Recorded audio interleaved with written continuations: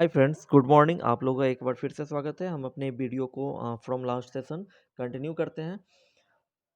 जो आज का हमारा वीडियो है वो पीसी 16 और 21 के लिए है। राही सर का मटेरियल है, इस पे बेस्ड हम आज डिस्कशन करने जा रहे हैं। ठीक है, नेक्स्ट पॉइंट से हम इसको कवर करते हुए आगे बढ़ते हैं।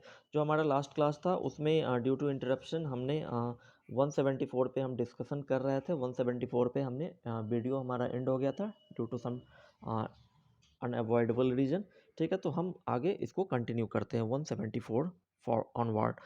ठीक है, तो ये हम 174 ये था कि कॉन्ट्रैक्टर कोई ए है, उसको मटेरियल पीडब्ल्यूडी के द्वारा प्रोवाइड हो रहा है और जो वर्क है schedule to be completed within 12 months उसको कंप्लीट होना है। तो कॉन्ट्रैक्टर बाउंड है उस वर्क को विद इन 18 मंथ्स कंप्लीट करने के लिए। इसका जो होता है वो शेड्यूल कंप्लीशन टाइम जो भी होगा प्लस 50% देयर, जो भी टाइम उसका होगा उस पर 50% ऐड किया जाए। तो 12 मंथ और 50% 6 मंथ, तो 18 मंथ्स का हो जाएगा। नेक्स्ट है 175, form for the verification of unused balance of material shall be laid down by. अब क्या है कि जो अनयूज्ड बैलेंस है मटेरियल, जो एक तो मटेरियल है जो यूज हो गया और जो अनयूज्ड रह गया है, तो उसका जो वेरिफिकेशन करने के लिए है फॉर्म्स, वो फॉर्म्स क्या है? ठीक है, shall be laid down by, वो फॉर्म्स किनके द्वारा लेट डाउन किया जाएगा? तो एडमिनिस्ट्रेटिव मिनिस्ट्री या department in consultation with CAG. इस तरीके के क्वेश्चंस थोड़े से होते हैं, काफ़ी है, तो इसको आप लोग कहीं पे नोट कर लीजिएगा कि किस केस में कौन करेगा, किसके कंसल्टेशन से करेगा। इस तरीके के क्वेश्चंस है, तो इसको आप एक जगह कहीं पे नोट कर लेंगे। इस पे बेस्ड क्वेश्चंस पूछे जाते हैं। तो ये है कि जो अनयूज्ड बैलेंसेज ऑफ मटेरियल, जो भी मटेरियल है वो अनयूज्ड रह गया, जो बचा हुआ रह गया, उसका वेरिफिकेशन है। ठीक है, तो वो जो वेरिफिकेशन होगा वो लेट डाउन बाय किसके द्वारा? एडमिनिस्ट्रेटिव मिनिस्ट्री या department in consultation with CCA.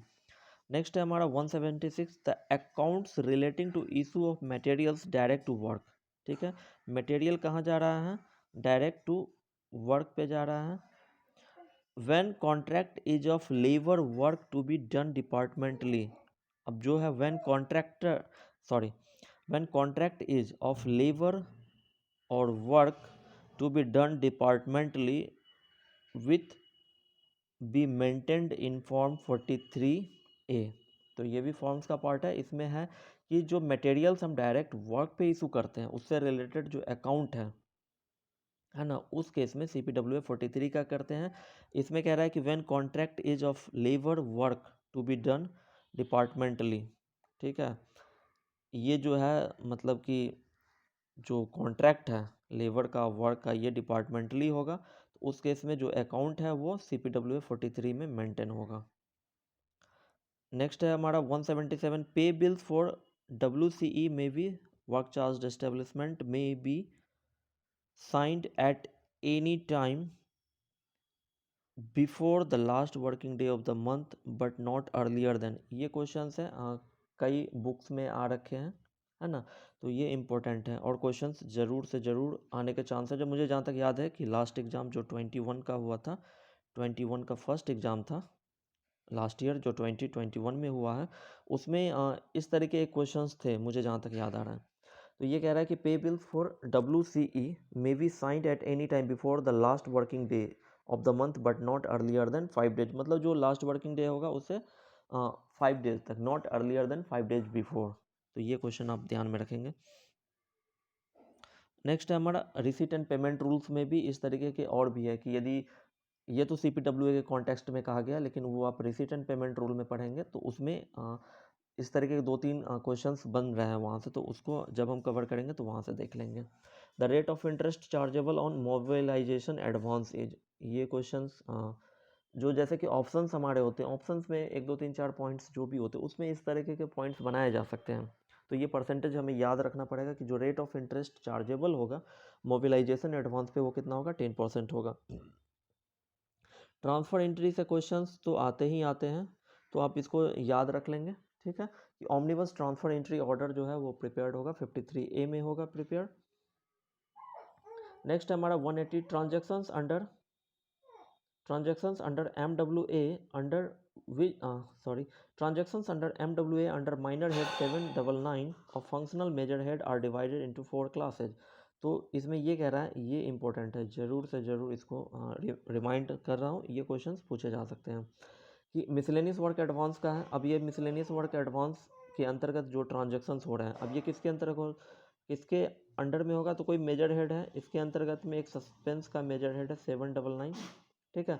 इसके अंतर्गत जो ट्रांजेक्शन्स होने वाले हैं, ठीक है, तो जो हमारा है ट्रांजेक्शन्स मिसलेनियस वर्क एडवांस में जो होने वाले हैं वो 4 क्लासेज में डिवाइडेड होते हैं। और वो 4 क्लासेज क्या हैं, तो एक तो है सेल ऑन क्रेडिट। ये क्वेश्चंस एक फुल क्वेश्चंस ही है, मतलब एक क्वेश्चंस इस तरीके से पूछे जा सकते हैं और उसके 4 ऑप्शंस ये होंगे और इसमें से कोई ऑप्शन वो चेंज करके आपसे ऑप्शन 1 2 3 सही है, 1 to 4 सही है, ठीक है। इस तरीके से क्या ऑप्शन बना करके वो आपसे क्वेश्चन पूछ सकते हैं, डेफिनेटली पूछा जा सकता है इस तरह के क्वेश्चन।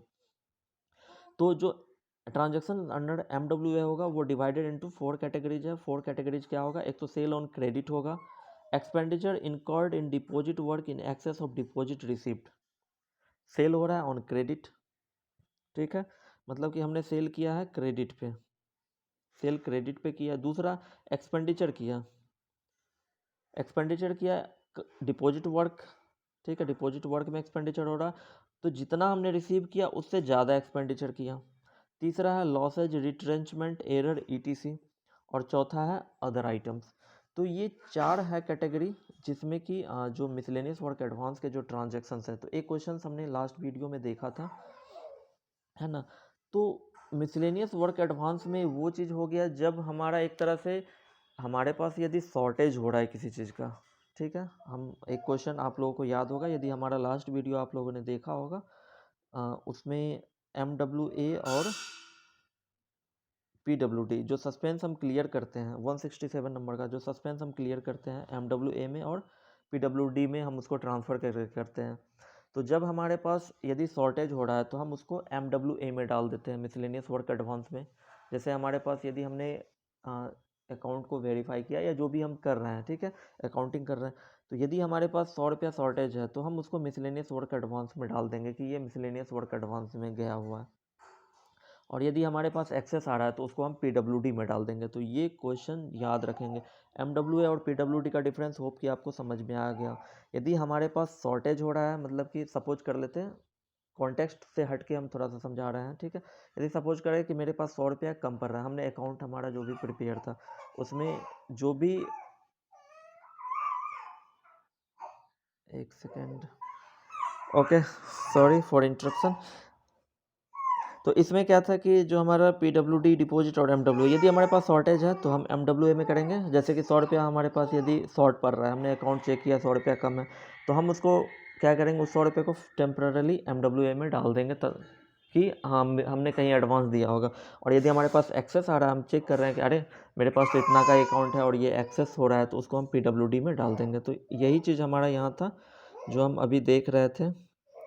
क्वेश्चन नंबर हमारा 180 में, तो इस पे बेस्ट क्वेश्चन जरूर पूछा जाएगा कि MWA में, अब MWA में है हमारे पास कम कैसे होगा, यदि हमने सेल ऑन क्रेडिट किया है, समझने के पॉइंट ऑफ व्यू से मैं बता रहा हूँ कैसे आप याद रख सकते हैं। आपके पास कम होना चाहिए, यदि आपने क्रेडिट में कोई चीज़ सेल किया है, ठीक है, 100 रुपया का सामान आपने क्रेडिट में सेल कर दिया, तो सामान तो आपने बेच दिया, आपके पास 100 रुपया का कम सामान है, आपके पास अकाउंट में 100 रुपया शॉर्टेज है। एक सेकेंड प्लीज़,